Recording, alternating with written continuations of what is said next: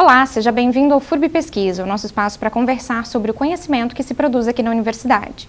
No programa de hoje, a gente conversa sobre uma pesquisa desenvolvida no mestrado em Engenharia Ambiental aqui da FURB, que investigou a garantia do direito ao meio ambiente ecologicamente equilibrado, com base nas condições de balneabilidade da zona costeira de Santa Catarina. Quem conversa com a gente sobre esse assunto é a pesquisadora Karina Bruch de Albuquerque, que é mestre em Engenharia Ambiental. Bem-vinda, Karina. Muito obrigada pela presença. Obrigada, Camila. É um prazer estar aqui hoje. E a gente recebe também o professor Nicolau Cardoso Neto, que é doutor em Direito Público e foi orientador desse processo de pesquisa conduzido pela Karina. Bem-vindo, professor. Muito obrigada pela presença. Fico muito feliz por estar aqui, essa abertura para a gente falar da pesquisa que a gente vem desenvolvendo. Muito obrigado. Karina, eu gostaria que você começasse nos contando um pouquinho da tua trajetória e qual que é a relação dela com esse objeto de pesquisa. Então, eu sou formada em oceanografia, na UFSC, me formei em 2021 e decidi entrar no mestrado em 2023. Então, eu sabia que, independente de que linha que eu fosse seguir, invariavelmente o ambiente marinho ia aparecer na minha pesquisa, Então, logo quando... E eu também sabia que eu gostaria de me aprofundar na área de direito ambiental, que era uma área da minha formação que eu não tive muito contato durante a graduação e que me interessava muito e que eu acho muito importante da gente inserir nas pesquisas acadêmicas, Porque eu acho que traz uma outra dimensão de realidade também para os nossos resultados. Então, quando eu entrei no mestrado, eu já vinha com esse pensamento. Então, já no processo seletivo, para entrar no mestrado em Engenharia Ambiental ali da FURB, o professor Nicolau fazia parte da banca, Então, já na banca a gente conversou um pouquinho e logo depois da nossa primeira aula, daí a gente já conversou e ele me apresentou esse projeto que ele já vinha trabalhando há um certo tempo, onde ele utilizava os dados de balneabilidade que são fornecidos pelo Instituto do Meio Ambiente, aqui de Santa Catarina, que faz o monitoramento desde 1985, de toda a costa catarinense, e ele me apresentou esse projeto com muito entusiasmo, porque ele queria muito que eu contribuísse por conta da minha formação em oceanografia, E eu também, claro, fiquei muito interessada e foi a partir daí que então surgiu essa parceria e que a gente construiu esse projeto. Me conta então, Karina, qual foi o objetivo central desse projeto, Como é que ele foi desenhado? Então, tendo em vista essa minha vontade de trabalhar com a parte do direito ambiental, eu tentei mesclar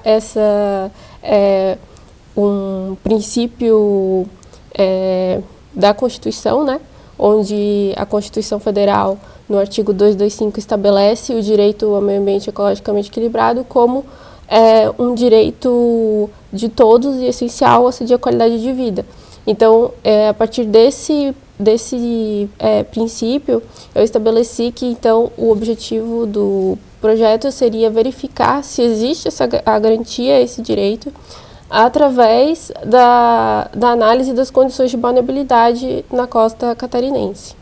Um aspecto muito interessante desse projeto que vocês desenvolveram é essa conexão, professora, entre esse aspecto normativo, da legislação e da realidade concreta, Então, até escutando a Karina falar, é tão bom a gente estar aqui porque a gente escuta a pessoa que desenvolveu a pesquisa, que está atrelada a um projeto maior, que já tem até um certo tempo. E quando a gente vê uma pessoa que nem a Karina, de outra área, que é o oceano, podendo vir contribuir na pesquisa que a gente começou apontando dados de vulnerabilidade, que a gente já veio até com outros pesquisadores aqui, a gente vê esse desenvolvimento e essa relação de diferentes áreas do conhecimento para esse objetivo maior que e a Karina cita muito bem aqui, fiquei bem feliz em escutar ela falando do princípio do meio ambiente ecologicamente equilibrado, que a gente vê lá na Constituição, que é pouco entendido às vezes pela sociedade, que é tentar entender de que forma que o ambiente tem que ser mantido com um padrão para a manutenção de vida no próprio oceano, que até é um objetivo da ODS, a vida nos oceanos, a vida no mar. Não é o mar só para um uso de lazer, como é o foco da vulnerabilidade que a gente vinha tendo até então. Então, quando a Karina aparece lá na banca para a seleção, e aí a gente tem um lugar de vantagem que é escutar as pessoas que estão chegando e poder, de alguma forma, até apontar possibilidades de estudo. E quando a gente conversou sobre, e a ideia foi lançada, a Karina, ela já na hora demonstrou um interesse muito grande pela pesquisa.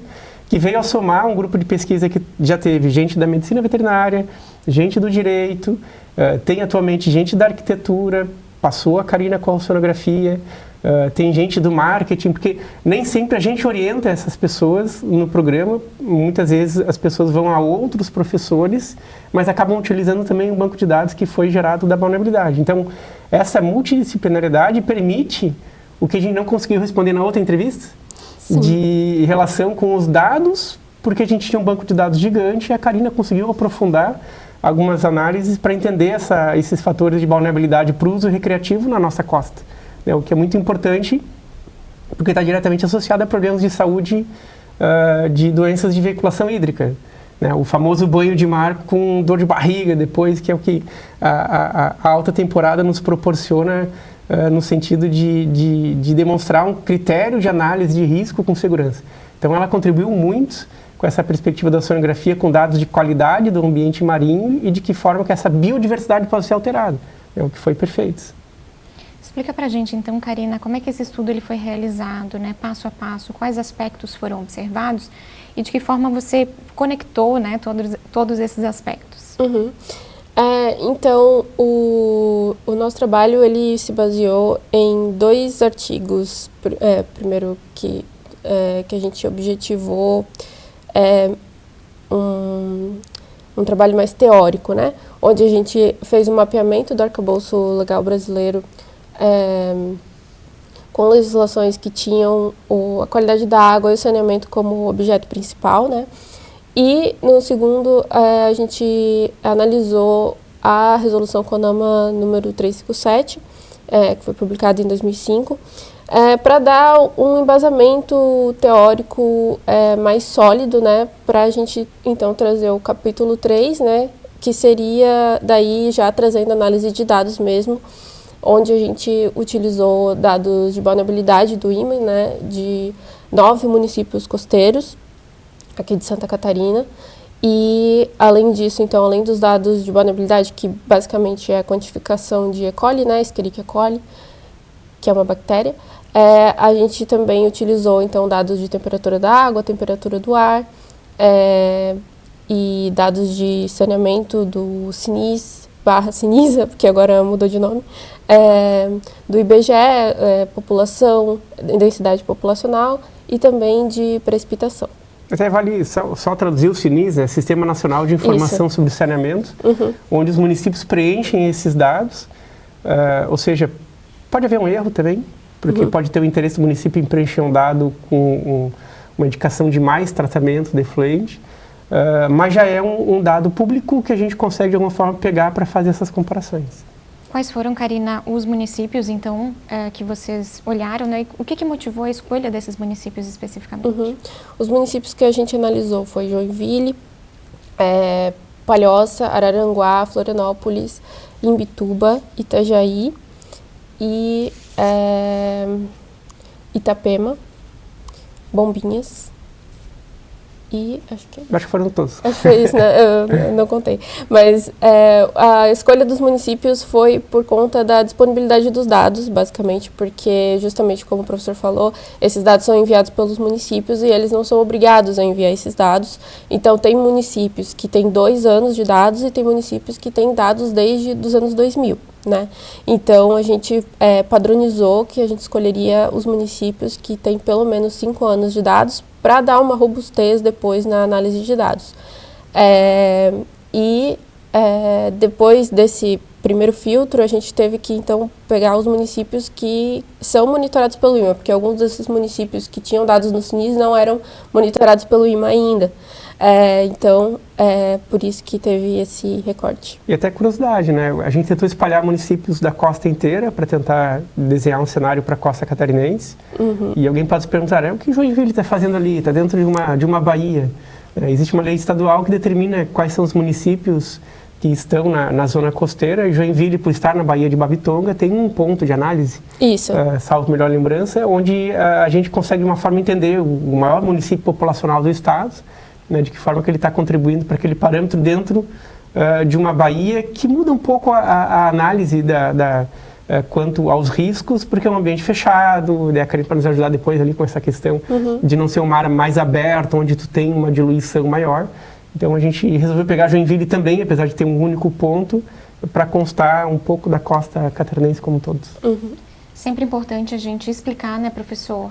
O professor já esteve aqui em várias oportunidades falando sobre esse assunto. Vocês têm construído ao longo dos anos um grande banco de dados sobre a balneabilidade, mas é sempre importante a gente explicar o que a gente está falando quando a gente se refere à balneabilidade, né? E quais são esses parâmetros, né, que são usados pelo Estado para avaliar se uma condição de uma determinada praia é própria ou imprópria ali para o uso dos seres humanos. Até a Karine citou agora, existe legislação que é determinada pelo CONAMA, que é o Conselho Nacional de Meio Ambiente, que determina parâmetros segundo classes de água. Não vou me arriscar a dizer todos os químicos aqui que são analisados. A Karine, se quiser se arriscar depois, fica à vontade.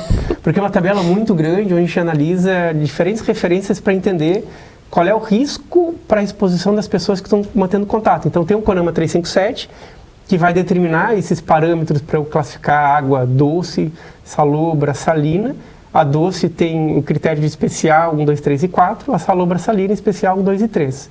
E dentro desses critérios, houve depois, que até curiosamente é antes, né, porque tem o CONAMA 274, que é de uma data anterior, do 357, que determina critérios para contato para a realização de lazer primário, entrar na água e brincar, ou secundário, você andar de caiaque, andar de barco, realizar pesca, considerando esses riscos, analisando esses químicos que têm presente na água. Após essa análise, são determinados fatores de vulnerabilidade onde a pessoa vai poder entrar ou não, que seria o próprio e impróprio, que a gente vê na informação no litoral catarinense espalhado por um todo. Onde até esse ano o órgão ambiental inovou, botando um QR Code, para que as pessoas pudessem, com o seu celular, identificar esses índices que estão apresentados nesse relatório do órgão ambiental. Que daí vem uma crítica nossa. Não ao órgão em si, mas a forma como o dado está apresentado, às vezes faz com que a pessoa comum não entenda o que são esses riscos. Então, uma sugestão até que saiu da conclusão do trabalho da Karine é que nós poderíamos melhorar a forma como a gente divulga esse dado para tentar tornar ele mais palpável ao indivíduo, porque as identificações químicas, que nem foi falado agora, a bactéria que foi citada pela Karine, as pessoas não entendem, né? E boa parte delas são originárias a partir da falta de tratamento de efluente. Então, o município que não tem o esgoto tratado, dentro de um parâmetro de segurança, acaba lançando isso no corpo receptor, um rio, que acaba carregando, levando ele até o mar, onde ele é diluído no mar, e a gente acaba identificando esses parâmetros de risco, onde a pessoa vai tomar banho de mar e pela quantidade de bactérias, para tornar ela própria e imprópria em períodos de análise, não é recomendado o banho. O ideal seria a pessoa não entrar à praia, mas é engraçado, né? Você ir à praia, mas não tomar banho de mar. E também tem um risco na própria areia, né? Onde a gente tem que entender, e aí vem outro tema que a gente pode discutir no futuro, que é a presença de animais de companhia na beira da praia. A urina e fezes desses animais na beira da praia pode trazer alguns riscos, que não é o ponto agora, mas a gente pode chegar tanto para entender essa diluição de efluentes, a presença de sólidos que seriam os resíduos sólidos não destinados para o local correto, que pode ser o plástico, microplástico, resíduos de banheiro também, que acabam chegando na beira da praia, ocasionando essa alteração de qualidade de oxigênio, de demanda bioquímica de oxigênio na água, e vai entender quanto que tem disponível de oxigênio. Até a gente teve outras pesquisas já, e a Karine, a gente discutia de alguns indivíduos bioindicadores, como alguns peixes que podem ser usados na pesquisa para identificar sua ausência nesses trechos do mar, porque eles ausentes, mortos ou saíram em razão da qualidade daquela água. Então, não é só uma questão de esgoto para banho de mar, que geralmente o pessoal fala, não está tendo esgoto, vamos tomar o banho de mar ou não naquele trecho. É a própria manutenção da biodiversidade do mar e da manutenção de atividades econômicas culturais como a pesca, que é feita por populações tradicionais de beira de praia, que não é em alto mar, que pode estar sendo afetada também, mas a pesca de arrasco ou outros tipos de pesca, até de lazer. Você na beira da praia jogar ali uma linha para puxar um peixe, que às vezes ele pode ter no organismo dele. A gente tem pesquisas outras aqui na universidade, como o do Eduardo Almeida, que analisa de que forma que a gente tem a presença de alguns químicos ou fármacos nestes indivíduos, e aí a gente lança a necessidade de entender qual é o risco do consumo desses organismos pela população humana. Então, a gente acaba ampliando, cada vez que a gente vem com um pesquisador, né, desses projetos, essa percepção de riscos, né? E, de novo, a importância de pessoas de diferentes áreas do conhecimento, para a gente vir a discutir aquele banco de dados que parecia algo inocente, né? Balneável ou não, mas tem muita coisa por trás para entender ainda em relação àquele banco de dados. Karina, você menciona que a análise, então, desse arcabouço jurídico foi uma das etapas, né, do trabalho, um dos objetivos específicos dele. O que a gente pode destacar em relação às conclusões dessa análise da legislação que incide sobre essa temática? O que a gente observa é que o Brasil, né, assim como muitos outros países, ele reflete o cenário internacional, né? Então, ainda que com um certo atraso, né, para conseguir refletir isso, mas o Brasil se inspira muito em legislações dos Estados Unidos, em legislações europeias, em normativas internacionais para construir a sua legislação. Então, por isso, várias das nossas políticas, como a Política Nacional de Saneamento Básico, por exemplo, elas são muito sistêmicas. A gente percebe que tem um olhar sistêmico, elas são muito bem fundamentadas e percebe-se que tem uma visão do todo, né, do meio ambiente junto com o social, né, e econômico. Mas muitas vezes a gente tem uma disparidade entre aquilo que é estabelecido em lei e aquilo que é realmente aplicado por uma dificuldade, diversas dificuldades que vão ocorrendo ao longo do caminho, a demora em conseguir regulamentar essas políticas ou da própria implementação delas, né, mão de obra, orçamento e interesse também, né, em conseguir implementar várias dessas políticas. E, desculpa cortar, mas olha que interessante, né? A última vinda que a gente fez aqui, que veio a Ana Pandini com um trabalho que tentava entender ali a participação social na construção da política pública de balneário, a Karina usou os mesmos argumentos, né? E a gente finalizou lá falando da necessidade de educação ambiental, de levar isso para a população, para que ela possa demandar do sistema político, né? De novo, a gente volta na mesma situação, né? E demonstra essa importância de tentar fazer com que haja comunicação científica, sair do laboratório, às vezes eu brinco, vamos tirar o jaleco e vamos levar isso para a Câmara de Vereadores, para a Assembleia Legislativa, levar isso para o Congresso Nacional. E a Karina usou um argumento muito forte. A legislação ambiental brasileira é muito boa. A base principiológica dele é muito bem estruturada. O que falta é a gente implementar com boas políticas de ponta, onde o município vai trazer, por meio de um projeto de lei ou da construção do seu planejamento urbano, a lógica para proteger. Aí vem o trabalho da Amanda, que está desenvolvendo agora, que vem discutir a ideia de biofilia, né? De que forma que a gente pode utilizar, a partir da natureza, sistemas de proteção das áreas urbanas que possam contribuir com a proteção e o gerenciamento dessas áreas costeiras, casando já com o trabalho da Ariadne também. Né? Então, é um grupo que a gente, a partir daquele banco de dados, está tendo a possibilidade de trazer diferentes pesquisadores e diferentes resultados. Mas, de novo, a participação social é um ponto essencial para que essa política seja melhor implementada e executada pelo Poder Executivo, pelo Poder Legislativo e, sobretudo, pelo indivíduo, né? O cidadão na participação da aplicação desse sistema normativo. Sim. Nesse aspecto específico da legislação, que vocês mencionam que é uma legislação robusta, que tem uma perspectiva sistêmica, haveria algo, a partir da análise de vocês, que poderia ser aprimorado, professor? Tem. Né? Essa questão da educação ambiental seria uma base, e aí, às vezes, até eu crio briga com algumas pessoas quando a gente discute educação ambiental, porque a educação ambiental não deve ser aquela só feita na escola, que a gente escuta muito. Né? Vamos fazer o projeto na escola, a escola vai ensinar a sociedade. Não. E toda vez que eu falo isso, eu me lembro de uma pessoa que participou da Rio 92, chamada Servin Suzuki. Procura no YouTube, pessoal, para ver quem é a Servin Suzuki. Ela tem um videozinho de fala na Eco, na Rio 92 e na Rio mais 20. Né? E a Servin, à época da Rio 92, tinha 14 anos, uma canadense que veio participar do evento. E ela deu, para mim, né, até eu brinco em sala de aula, né, o melhor puxão de orelha de todos os tempos. Porque ela falou para a população política a nível nacional e internacional, que era o evento, dizendo: façam a proteção, né? O sistema normativo está aqui. A gente já identifica os problemas ambientais, né?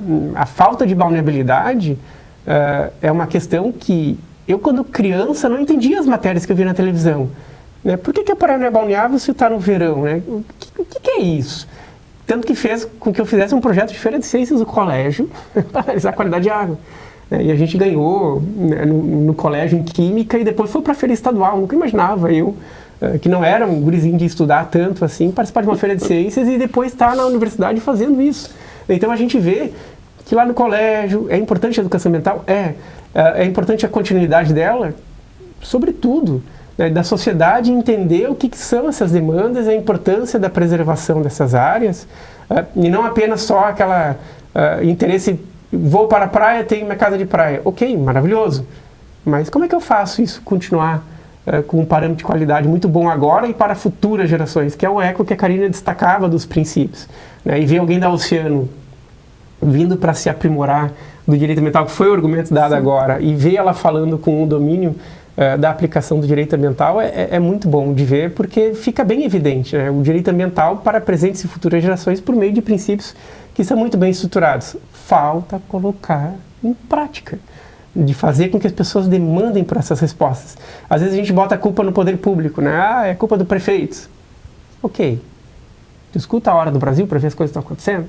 Você participa dos espaços de discussão, que era a fala da Ana.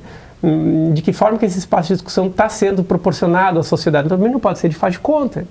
Vamos fazer audiência pública para discutir novos parâmetros. Ok. Teve presença da sociedade? Não. Por quê? O projeto Piaba, que eu fazia parte aqui da gestão do Comitê de Bacia, a gente oferecia cuca com café. Já fazia até mais gente. Por quê? A pessoa trabalhou o dia inteiro, vai participar de uma audiência pública com fome. Não vai. Então tu tem que entender como que socialmente tu pode fazer com que essas pessoas venham a participar desses espaços. Essa é a primeira grande falha da aplicação da norma, né? Culturalmente, a sociedade não entende esse papel e não demanda do poder político a aplicação dessas normas. Karina, para além desse aspecto normativo, né, vocês também avaliaram a qualidade ambiental, né, dessa zona costeira por meio da análise dos dados do IMA e uma série de outros indicadores também, né, que demonstram ali a qualidade ambiental naquela faixa, né? Uhum. O que a gente pode destacar em relação às conclusões dessa análise especificamente? Uhum.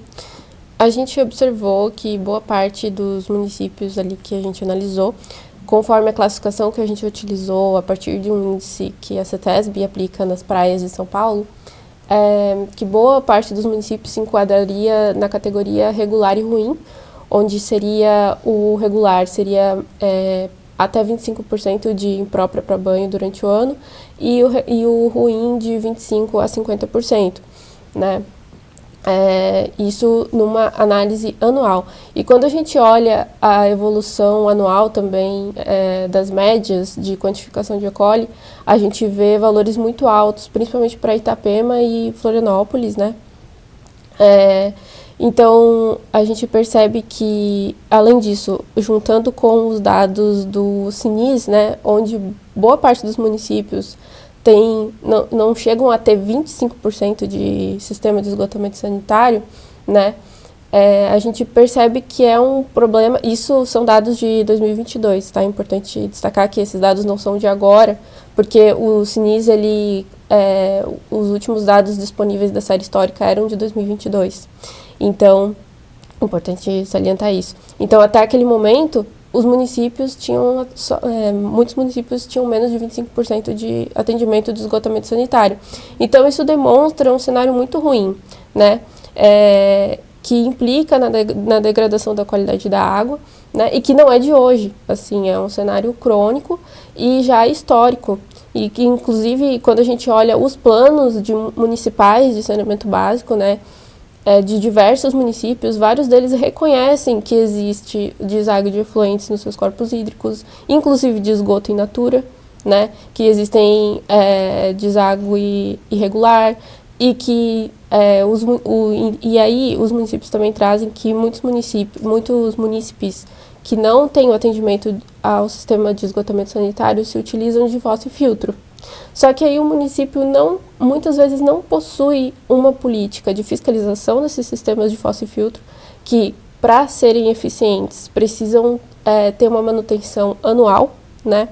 E precisa estar dentro de certos parâmetros também para ser eficiente.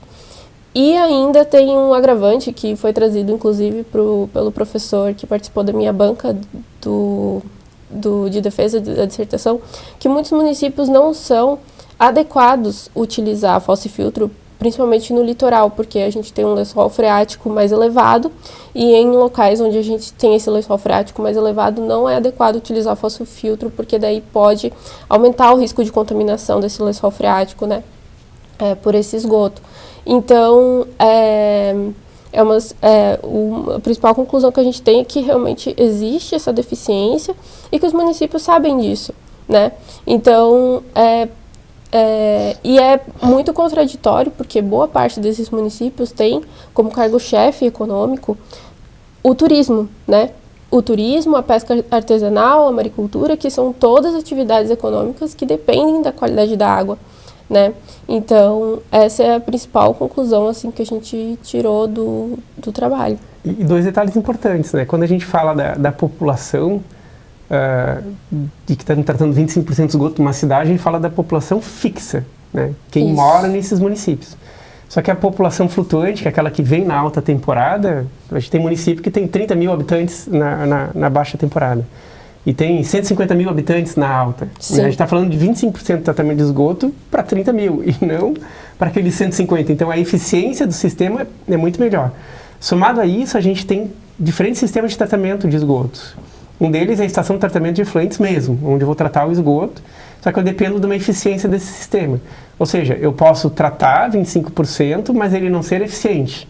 Eu posso ter um número menor ainda.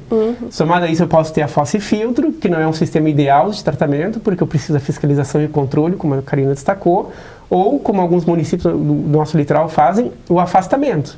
Eu pego o efluente na casa e jogo lá em alto mar, a 1,5 km de distância da costa, ou seja, eu não trato, apenas eu afasto. E aí isso soma ao novo marco regulatório, que dá um prazo até 2030, para que esses municípios cheguem a uma eficiência total de tratamento, mas não vale contar os de fase de conta, né? Eu tenho que ter realmente o tratamento de efluentes. Se eu tiver a fossifiltro, eu tenho que provar a eficiência dele, e se tiver o afastamento, eu tenho que deixar isso claro, né? Porque eu não posso prometer algo que não estou realmente cumprindo, é um serviço público, né? De novo a questão, se ele não é transparente, a população não entende. Se a população não entende, a população não demanda esses controles. Me chama a atenção na tua fala, Karina, quando você menciona que se trata de um problema crônico. A gente já comentou aqui outras vezes, né, professor, que a questão da balneabilidade, das condições ruins de balneabilidade, elas não se restringem à alta temporada, como às vezes alguns gestores costumam mencionar, né? E a gente tem um caso que, inclusive, você analisa também, que sempre desafia as pesquisas, né? Que é o caso de Balneário Camboriú, que comunica aos órgãos oficiais níveis altíssimos de tratamento de esgoto, mas que também sofre com essas questões de balneabilidade, né? Professor, como é que você avalia essa questão? Como é que a gente pode buscar entendê-la? Então, né, até o trabalho da Ana antes tinha feito essa análise lá na questão da participação popular. E toda vez que a gente vai apontar algum município para tentar entender melhor, Balneário acaba aparecendo, às vezes, muito presente. É um município que tem um desenvolvimento urbano muito grande, e tem um atrativo para a urbanização muito grande, muitos prédios de alto padrão, o que atrai muita gente de diferentes regiões do Brasil e fora. A gente sabe que muitas pessoas que são proprietárias de apartamento para temporada naquela cidade são pessoas que acabam investindo na questão urbana ou também em uma segunda residência para alta temporada. Tratar disso em um local que tem um conflito entre a moradia e a proteção ambiental é complexo. Determinar que isso seja um parâmetro necessário para a autorização de novas construções é mais ainda. Será que eu consigo congelar o município de forma a fazer com que eu não autorize novos empreendimentos até que o município desenvolva um bom sistema de tratamento?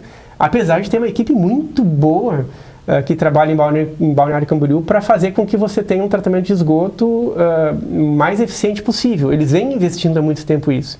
Só que às vezes acaba ficando aquém da necessidade pela expansão urbana muito grande. A regra municipal determina que os prédios altos têm que ter um tratamento prévio. Mas eu preciso fiscalizar. Eu preciso fazer a limpeza desse tratamento prévio, que seria basicamente tirar os sólidos antes de mandar para o tratamento, que já simplifica o tratamento. Mas na alta temporada eu teria que ter uma fiscalização maior para ver se o sistema de tratamento está realmente eficiente. Então essa complexidade entre esses dois princípios, né, onde eu tenho o sopesamento do direito à moradia com o direito do meio ambiente ecologicamente equilibrado, em Balneário é uma complexidade que, eu confesso, temos que trabalhar bastante para entender melhor. Bastaria congelar? Não, porque é um atrativo turístico. Podemos só criticar? Também não. Né? O que a gente tem que trabalhar é politicamente, uma política que realmente faça com que a gente procure uma melhor eficiência, um melhor sistema de tratamento. E o município vem fazendo isso. Só que como cresce muito rápido, às vezes não consegue acompanhar esse crescimento tão rápido. Bom, no programa nós conversamos com a pesquisadora Karina Bru de Albuquerque, que é mestre em Engenharia Ambiental. Muito obrigada, Karina, pela sua presença aqui hoje. Muito obrigada, foi um prazer estar aqui. E a gente conversou também com o professor Nicolau Cardoso Neto, que é doutor em Direito Público e foi orientador desse processo de pesquisa conduzido pela Karina. Muito obrigada, professor. Eu que agradeço pelo espaço, fico à disposição para falarmos sobre a pesquisa que a gente gosta tanto, né, Karina? Sim. É uma satisfação. Muito obrigado. Sim. A C pela sua companhia e te convida a acompanhar as próximas edições do FURB Pesquisa toda sexta-feira no canal da FURB no YouTube. O programa de hoje fica por aqui. Até a próxima.